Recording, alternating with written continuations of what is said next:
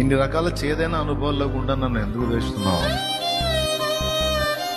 ఇలాంటి దుర్భరమైన జీవితం నాకెందుకు ఇచ్చావు? ఇలాంటి చేదైన అనుభవాలు నాకెందుకు చూపిస్తున్నావు? ఒకవేళ నువ్వు నన్ను వాడుకోవాలనుకుంటే ఇవన్నీ లేకుండా కూడా వాడుకోవచ్చు కదయ్యా. ఎందుకు నన్ను ఇంత నల్లగొడుతున్నావు అంటే దేవుని సమాధానం. ఆ విధంగా నువ్వు నలిగితేనే, అలాంటి స్థితిలో నలిగిన వారిని నువ్వు అర్థం చేసుకోగలవు నాయనా. అలాంటి స్థితిలో ఉన్న వాళ్ళు నీకు అర్థం కావాలంటే కాస్త కూస్త అనుభవాలు నీకు ఉండాలిరా. లేకపోతే నువ్వు అర్థం చేసుకోలేవు. అర్థమైందా? అంతేనండి. ఏ అనుభవాలైనా సరేనండి,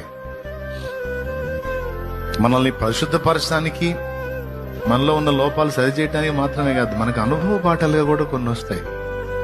అవి అనుభవించినప్పుడు ఆకలి బాధ అనేది తెలిస్తే ఆకలి కొన్న వారిని దాటిపోలేం. వస్త్రహీనత స్థితి ఏంటో తెలిస్తే వస్త్రహీనలను చూసి దాటిపోలేం. రోగపీడన దాని తీవ్రత ఏంటో అర్థమైతే రోగులను కనికరించగలుగుతాం.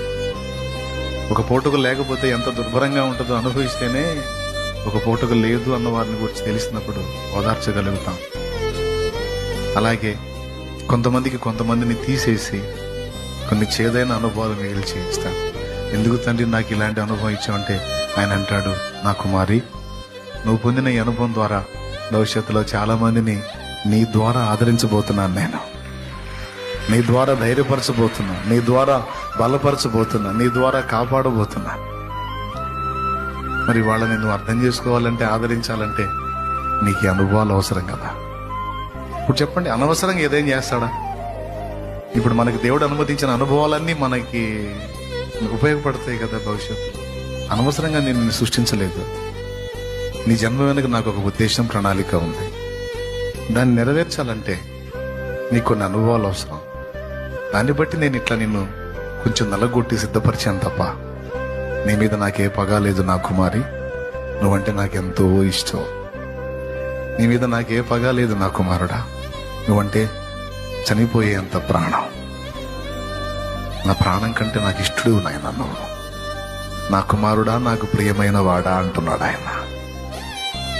నా ప్రాణమునకు ప్రియమైన వాడా, నా ప్రాణం కంటే ఎక్కువైన వాడా అంటున్నాడు.